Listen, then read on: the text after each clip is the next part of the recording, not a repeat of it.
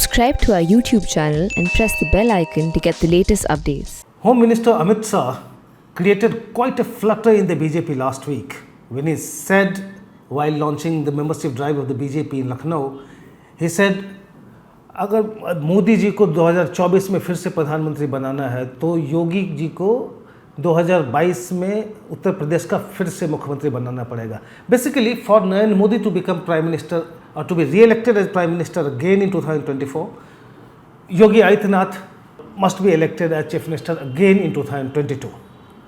Now we know Amit Shah and Yogi Adityanath are not the best of friends. It's common knowledge in political circles here. Simply because Yogi Adityanath is very independent-minded chief minister. He is one of the few BJP chief ministers who actually takes his own decisions, who does not take directions from Delhi. Now that would explain why he is not the favorite person when it comes to the high command. He is not the high command's favorite, of course, because he is quite independent. But now he has to depend on Amit Shah. Remember, Yogi Adityanath may be a mass leader, but he is not an election manager, and managing elections takes a lot. And Yogi Adityanath had not really done that.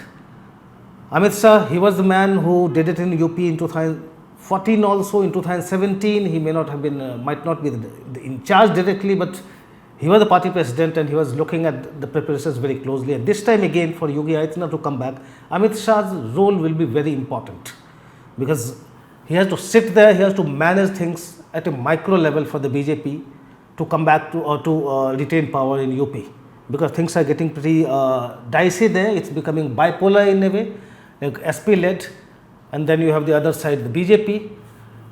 BSP, we don't really know, because as you what you gather from the ground, BJP is going down. So if it becomes BJP versus the SP, things will be tight, and that's where Amit Shah's role becomes very important. Anyway, we are digressing here. Coming back to what Amit Shah said, why did it create a flutter? Because on Friday Amit Shah said that sometime in the afternoon, and by evening you had BJP's media minders calling up every newspaper office, television office, calling the BJP beat reporters to underplay this, ignore this or underplay this. Why?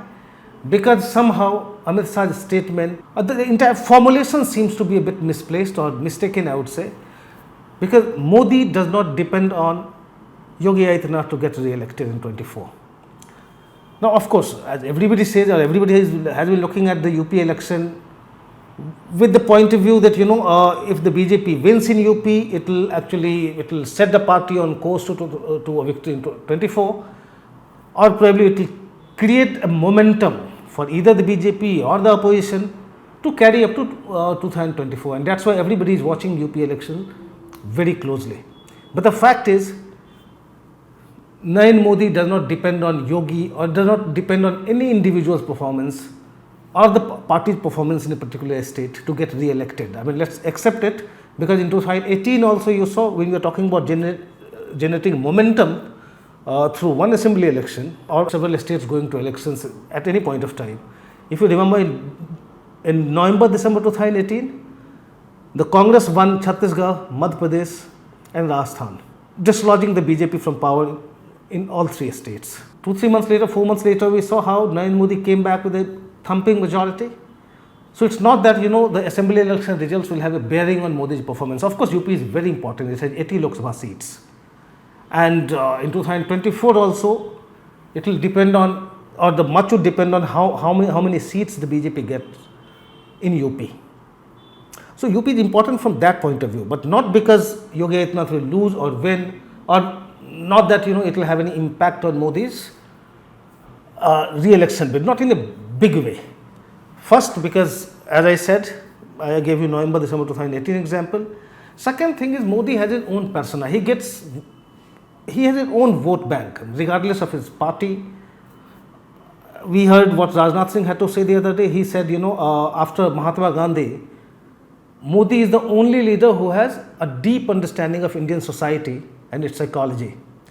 Now it may be, and then Rajnath Singh also said that Modi is more of an idea, a philosophy, rather than an individual. Now Rajnath Singh might be a hyperbolic, I would say, but there is a grain of truth in this, that Modi understands the society and its psychology much better than anybody in contemporary Indian politics.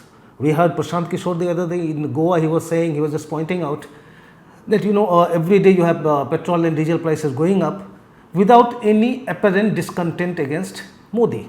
Why is that? Because he has that connect with the masses. So we know that when it comes to his persona, when it comes to his personality cult, it's intact even now. He does not depend on Yogi, or he does not depend on the BJP performance in UP to actually get re-elected. There could be many other factors. But Modi does not depend on Yogi, or Modi's re-election is not linked with Yogi's re-election. That's point number one. Coming to the second point, I'll just give you some figures. Now, Narendra Modi is very important for the BJP in UP. Now we see he is always in election mode. Now even when he is traveling abroad, the domestic politics keeps weighing on his mind, and we have often seen how even foreign policy is dovetailed with BJP's political imperatives. So we saw the Prime Minister on Saturday embracing Pope Francis. We know why. We know that in pole-bound Goa, in pole-bound Manipur, we have substantial Christian populations.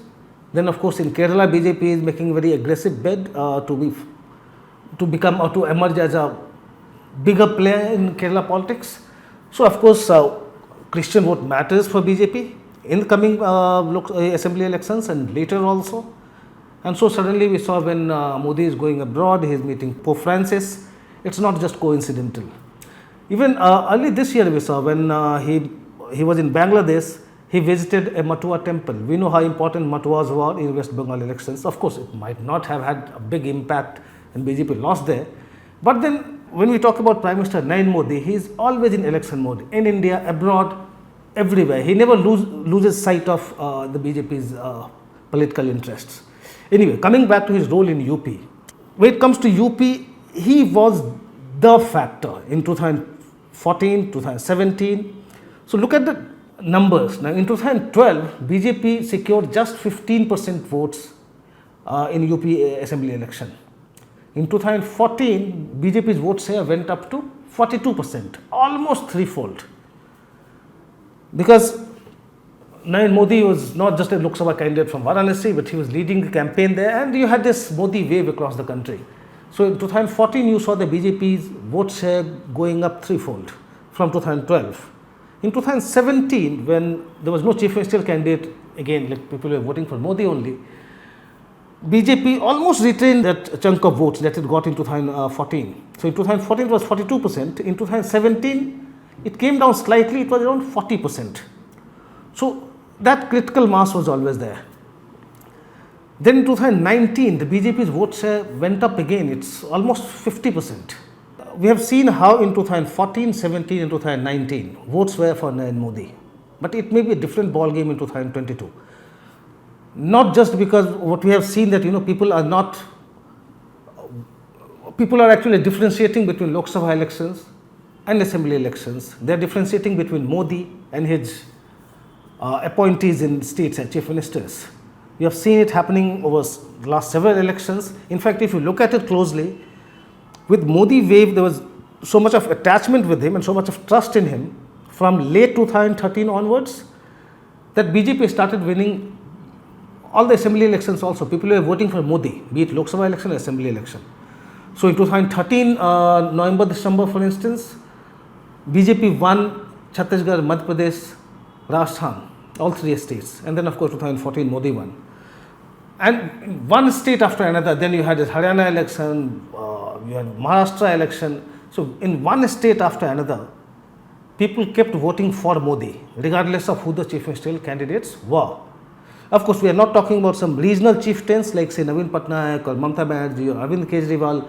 So some of the chieftains managed to swim even in Modi wave, swim successfully actually. But then otherwise, people were voting, people were dislodging Congress-led governments, SP-led government in UP, one state after another. And there was a time by 2017 or so, the BJP was, or the NDA was ruling in 21 states in the country. There was so much of domination. So what I am driving at is that in the first cycle, when Modi came to the political center stage in Delhi, late 2013. From then onwards, there is a wave. So regardless of who the chief minister was, people kept voting for Modi. But once that cycle was complete, that 5-year cycle was complete, and when it came to voting for the same chief ministers, so first they voted for Modi, he appointed somebody as chief minister. 5 years later, when people started voting again for or came to vote again, they started judging the chief minister more, not Modi. Modi they would still vote for, but then when it came to chief ministers, BJP chief ministers, they would make their own decisions. They differentiated between the two, and that's how we saw that how the things started turning sometime around late 2018. So in late 2013, it was going in favor of Modi and his appointees. From 18 onwards, people started making those differences. So what I'm driving at here is, so for Yogi also, it's not necessarily the support for Modi that will translate into votes. In this election, Yogi would be actually judged by his work, and we have seen how Yogi has been trying to project himself as Modi of his chief ministerial days in Gujarat. The way he has projected himself, it's like, this Hindu Hriday Samrat, what you call. So somebody who is a hardcore Hindutva person, who is pursuing Hindutva, who is working for Hindus, I mean, that's how he has projected himself. And the other factors, like say that he is a non-corrupt person. As a matter of fact, there haven't been really any corruption allegations against Yogi Adityanath, although he has been ruling the biggest state in the country. Then again, somebody who has sacrificed his family for the people. We saw how in the middle of the pandemic, his father passed away. He did not even go for his last rites. He wrote a letter to his mother saying that, I have to serve the people of UP, crores of people in UP. I cannot come for my father's last rites. Well, you may say that, even before the letter might have reached his mother, it reached the media houses.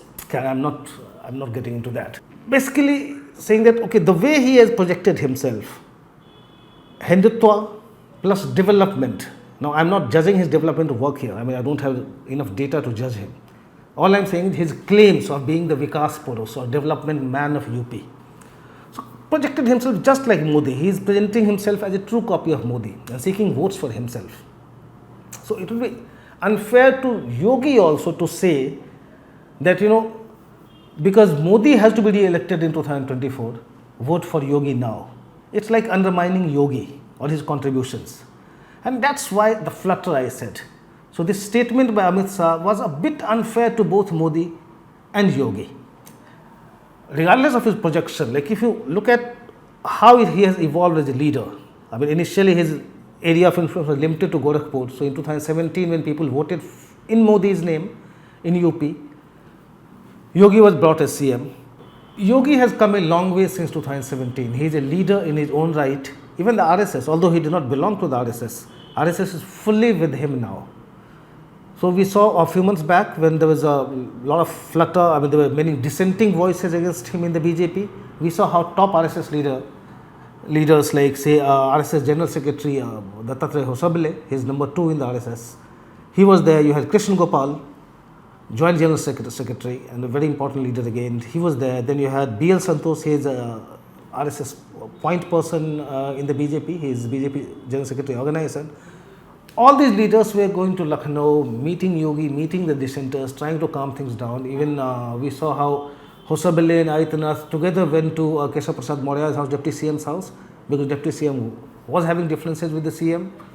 So Dattatreya Hosabale himself went to Maurya's house to have lunch with him, along with Yogi Adityanath, and things were sorted out. We have never really seen RSS leaders so actively making political mediations or trying to sort out to take care of the muddle, political muddle that the UP BJP was witnessing then.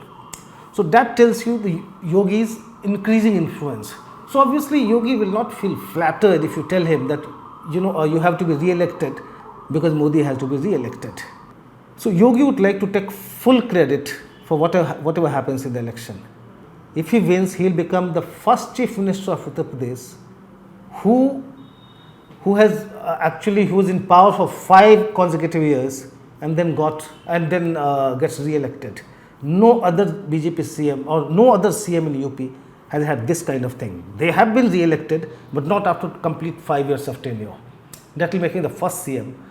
If he gets a renewed mandate, and that will actually set him up for a larger goal at the center.